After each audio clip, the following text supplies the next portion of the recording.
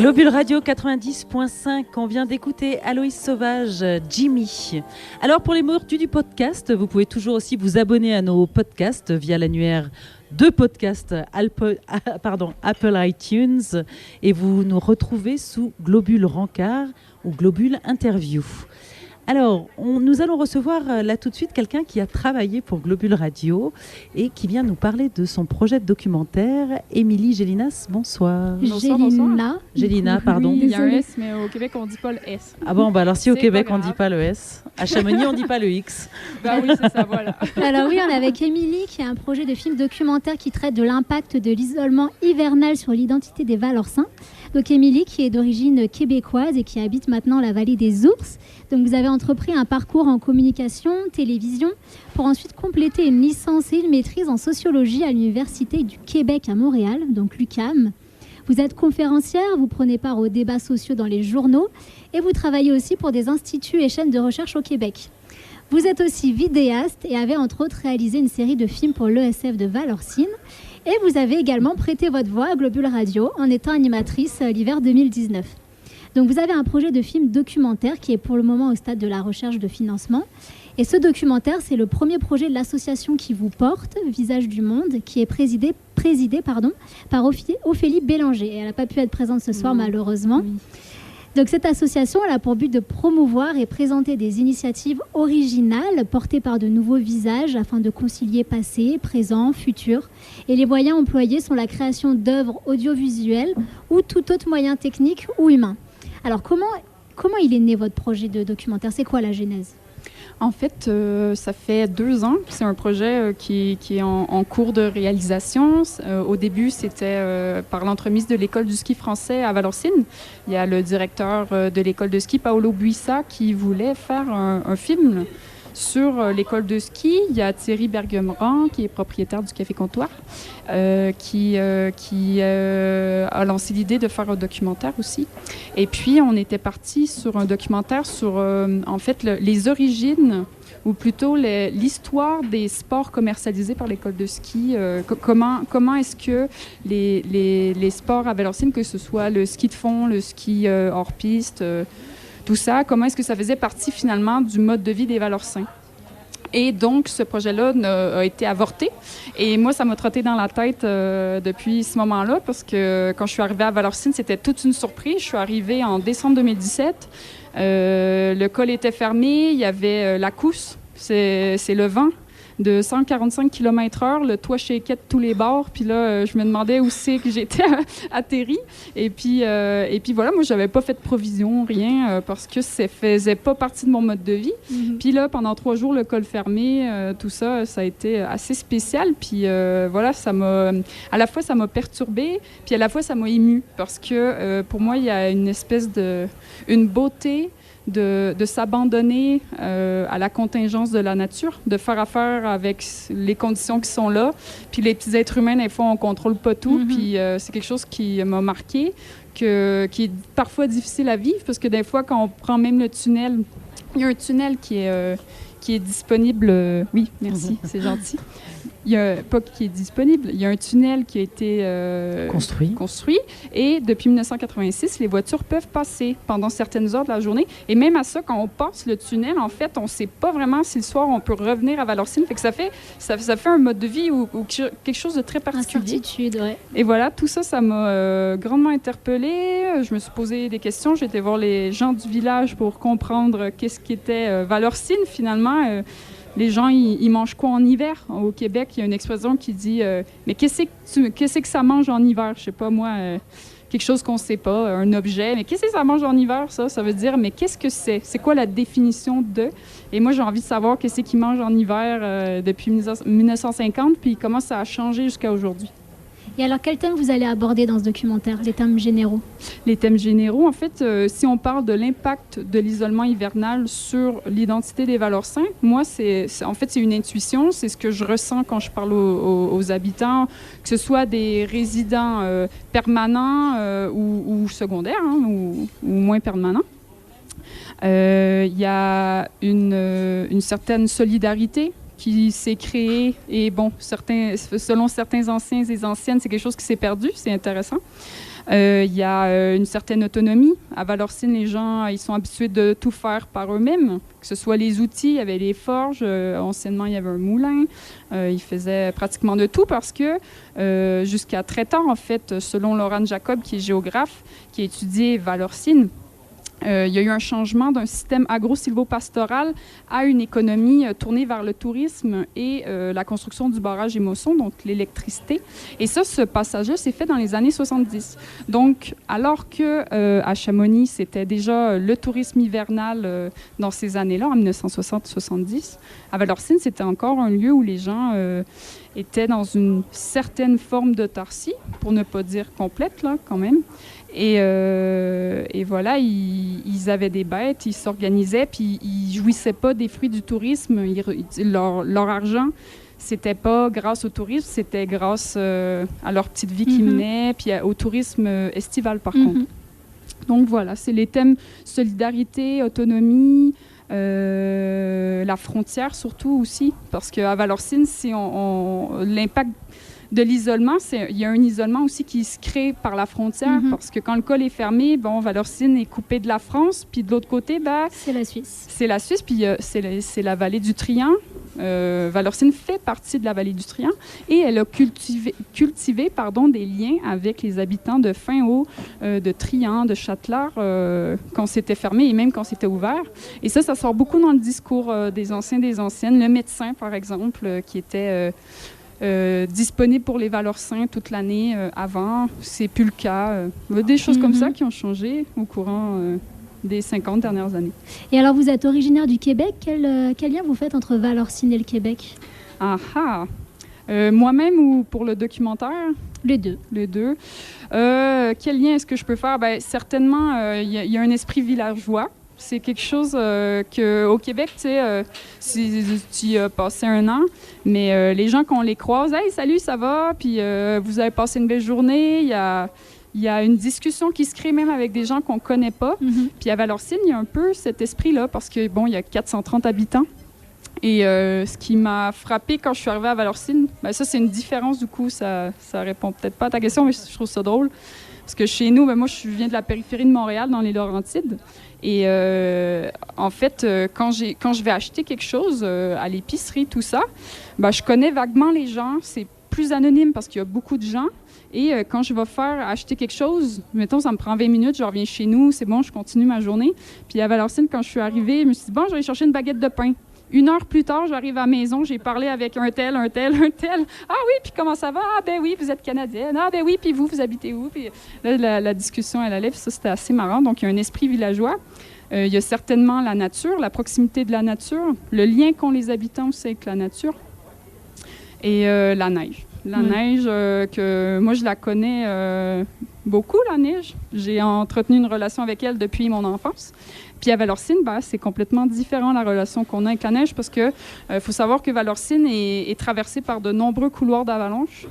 Et donc la relation avec la neige, elle n'est pas pareille parce qu'il y a du danger, parce que moi, quand je faisais de la planche à neige au Québec, je me posais jamais la question d'une avalanche. Puis ici, tu es obligé forcément de te poser la question. Si tu vas en hors-piste, il faut que tu aies des connaissances, il faut que tu aies du matériel.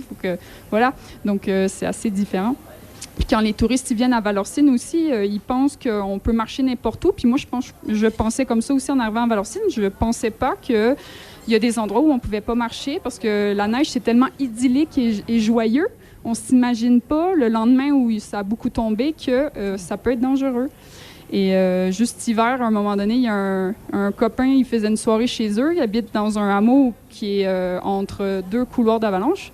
On ne pouvait pas trop y aller. Puis c'est comme ça. Et on s'y fait. Voilà. On s'y fait, ouais. Pas clair, mais non. Sinon, le reste du monde, oui, peut-être. Ouais. Merci, Émilie. On écoute Onyeka Baby de Burna Boy sur Globule Radio 90.5.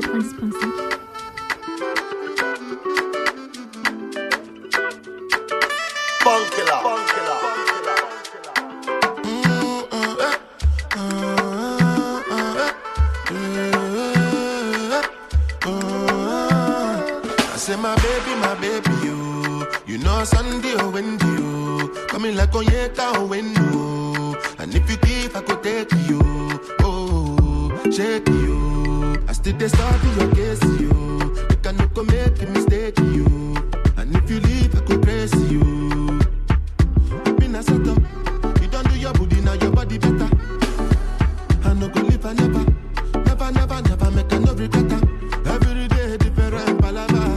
The other day when I jam Natasha, she say I give Lala day banana. Oh no be me to a mo na na na. One time for my baby, you. You know Sunday or Wendy, you. Coming like Onyeka or Wendy. And if you give, I could take you. Oh, shake you. I still dey study your case, you. You cannot go make a mistake, you. And if you leave, I could praise you. Because you be my order. I put something for your hands. You give me some another. You gon' be my baby mama. I will push and go. Show more. That's her body they done. She don't say it don't care when I do it for my turn. And then they catch it cool and I they see I'm a done. Your body make me strong, I'm feeling like Jackie Chan. But if you use me, shine, I no go pick your card. So make you no go tell me at all, at all. Say my baby, you. You know Sunday or Wendy, you. Coming like Onyeka or Wendy. And if you give, I could take you. Oh, shake you. I still dey study your case, you. You cannot go make a mistake, you. And if you leave, I could praise you. Because you be my order. I put something for your hands. You give me some another. You gon' be my baby mama.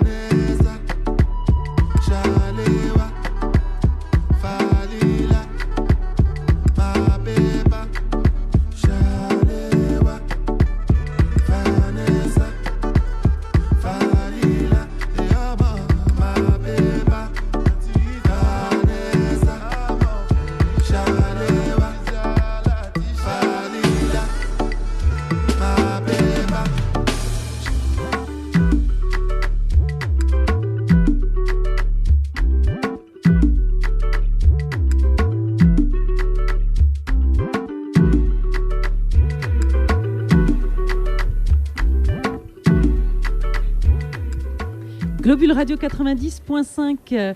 Vous pouvez nous rejoindre en live sur Facebook, Globule Radio Chamonix. Hélas, parfois, le flux est interrompu pour des raisons obscures de droit. Mais en tout cas, vous pouvez nous retrouver en vidéo sur le site de Globule, globule.chamonix.radio, et vous allez dans le menu live vidéo, sans interruption et en haute qualité. Nous sommes toujours avec Émilie Gélina, sans S. Oui, donc Émilie Gélina, qui, je rappelle, a un projet de film documentaire qui traite de l'impact de l'isolement hivernal sur l'identité des Valorcins. Et alors, Émilie, je me demandais qui fait partie de votre équipe pour la réalisation de ce projet. Comment vous vous êtes entourée ? Oui, il faut savoir que, bon, vous l'avez dit tout à l'heure, c'est l'association Visage du Monde qui héberge le projet, mais l'association a des prestataires, dont moi pour la réalisation, pour l'écriture, pour le montage, pour la post-production et tout. Et sinon, on a une équipe, oui, de tournage et de post-prod aussi. Il y a Éric Coursier pour le drone, il y a Canel-Cos à la caméra, Laurie Saulnier, qui va être compositrice musicale, qui va créer une bande-son originale pour le film. Et Julien Chabert, qui est l'ingénieur son. Donc, on est tous... Et est-ce que c'est vous qui les avez choisis ? On les a choisis ensemble avec Ophélie. Il y a Marion Guitny aussi, qui est trésorière de l'association. Et puis, forcément, on s'entoure de gens avec qui on s'entend bien. Donc, voilà. Et alors, comment vous vous documentez pour ce film ? À Valorcine, il y a beaucoup d'écritures déjà qui sont faites sur le thème du col, le thème de la frontière aussi. Il y a eu des études, comme je vous nommais tout à l'heure, Laurent Jacob. Il y a eu aussi des gens qui ont écrit des bouquins. Il y a les Gardel qui ont écrit un magnifique livre qui est très intéressant aussi au niveau sociologique parce qu'il pose la question de la pérennité de l'identité de Valorcine avec la modernisation qui s'est créée du passage vers le tourisme. avec aussi l'ouverture du col. Comment est-ce que ça peut changer le mode de vie des gens? Parce que ça a changé le mode de vie des gens. Énormément même, oui. Voilà. Donc, est-ce que leur identité est toujours la même? Qu'est-ce qu'ils conservent du passé? Qu'est-ce qui a changé? Sur quoi ils veulent innover? Ça, c'est l'objet du film aussi. Et puis, donc, il y a eu aussi Nathalie Devillaz qui a fait des livres dans lesquels on a plein d'anecdotes et de moments qui se sont passés, documentés de photos, avec des témoignages. Il y a le Crépa aussi qui a fait un bouquin. En tout cas, il y a plusieurs ouvrages qui sont assez intéressants, des articles scientifiques aussi. Et pour ma part, donc, il y a aussi des films qui ont été faits, des portraits des Valorcins, par François Guizet. Et moi, je vais à la rencontre des habitants et habitantes pour connaître leur ressenti sur qu'est-ce que Valorcine, qu'est-ce que l'identité à Valorcine, ou comment eux, ils ont perçu l'évolution. Là, il y a les doyens de Valorcine. Il y a Luc Dunant qui a 92 ans. Sa sœur qui a 94, Odette Vouilleuse, et Simone Claret qui a 97 ans. Et je les ai interviewés il y a 2 semaines. Puis ouais, chaque génération a un nouveau regard. Chaque personne aussi a un ressenti, un regard différent. Et donc, j'ai pas terminé ce travail-là. C'est un travail assez important avant l'écriture du film. Et donc, voilà comment je me documente. D'ailleurs, on est à la recherche aussi d'archives. Parce que dans le documentaire, on va faire apparaître des archives, que ce soit des enregistrements sonores, des films qui ont été pris dans les années 50, 60 ou peu importe, sur des avalanches, sur la solidarité, sur des gens qui construisaient leurs maisons, leurs outils, qui allaient faire du ski, parce que forcément, même si les avalanches, ça fait peur, la neige des fois, mais il y a des moments de plaisir à partager, les touchous du Buet, les derbies, tout ça. Fait qu'il y a plein de choses à raconter sur l'isolement hivernal ou sur aussi juste les hivers à Valorcine. Et donc, voilà, si vous avez, je lance aux auditeurs, avec mon petit accent français qui revient d'un fois. Si des gens à la maison, des archives photos, vidéos, sonores, des écrits de journaux, des articles, quand on dit des journaux un peu intimes, mais c'est pas plus ou moins intime, mais des mémoires, tout ça. Nous, on est très prêts à les recevoir et à les utiliser. Ok, alors avis aux auditeurs. Avis aux auditeurs. Et alors, Émilie, finalement, c'est quoi l'objectif de ce film? Il y a plusieurs objectifs. D'abord, c'est de créer du lien déjà dans Valorcine sur la thématique de l'identité, puis de comment est-ce qu'on veut habiter ce lieu-là aussi, parce qu'une identité est liée aussi à la relation qu'ont les habitants avec le territoire. Puis ça, ça a changé depuis plusieurs décennies. Puis comment est-ce que les Valorcins... quand je dis Valorcins, c'est les gens qui y habitent, les gens qui y participent. Comme c'est un socle pour entamer une réflexion sur comment habiter ce lieu, d'abord. Il y a aussi une réflexion, ça peut amener une réflexion sur la notion de frontière aussi, parce que avant les relations avec la vallée de Trient étaient beaucoup plus présentes qu'aujourd'hui, de ce que je comprends des témoignages et de ce que je vis aussi en tant qu'habitante de Valorcine. Donc, de remémorer les histoires du passé. On veut collecter les mémoires aussi des 20e et 21e siècles. Et d'ailleurs, on a reçu la subvention de la DRAC, du ministère de la Culture, pour un appel à projet qui s'intitule « Mémoire des 20e et 21e siècles ». Donc, on fait un travail de collecte. On espère offrir ça à la Cinémathèque des Pays de Savoie et de l'Ain par la suite. Et puis donc voilà, il y a aussi le fait de valoriser les particularismes dans la vallée de Chamonix et la vallée de Trient, parce que dans la vallée de Chamonix, il y a Servoz, il y a les Ouches, Chamonix, il y a Argentière, il y a Valorcine. Puis c'est pas pour dire qu'à Valorcine, c'est mieux qu'ailleurs, c'est pour dire que c'est différent. Puis chaque commune a ses particularités. Donc là, l'objet du film, c'est de soulever ces particularités-là dans un monde qui s'uniformise et se globalise de plus en plus. Pour moi, c'est assez important de garder des racines. Et donc ça, c'est aussi un objectif du film. On espère diffuser dans les festivals. Il y a Globule Radio qui est partenaire, qui va diffuser des capsules audio du film et des entrevues. La cinémathèque, je l'ai nommé tout à l'heure. On va faire des diffusions dans les écoles pour les jeunes, pour qu'ils puissent prendre conscience ou si c'est pas déjà fait, hein, mais qu'ils puissent entamer cette réflexion-là sur comment habiter la vallée de Chamonix, les particularismes des différentes communes, tout ça, ce que j'ai nommé tout à l'heure. Et pareil dans la vallée de Trian, pour toute occasion qui permet de créer du lien et de réfléchir ensemble. Et est-ce que vous avez déjà une date de sortie prévue? Le film va être réalisé ou monté au plus tard à l'automne 2020. Et donc, il va être prêt à être diffusé pour l'hiver 2021. D'accord. Oui, c'est ça. C'est ça, ouais, non, on c'est est ça. en 2020, 2021, non, 2022. Ok. Ouais. Ça me paraissait court comme moment. Ben oui, c'est ça. Ah, Surtout encore que je m'en vais au Québec. au Québec. Donc, ça va être... voilà. Je vais prendre le temps de... Eh ben, merci, l'écrire, Émilie, merci d'être à vous, venue c'est au gentil. micro de Globule Radio, donc 90.5. On Merci. écoute Fever de Balthazar.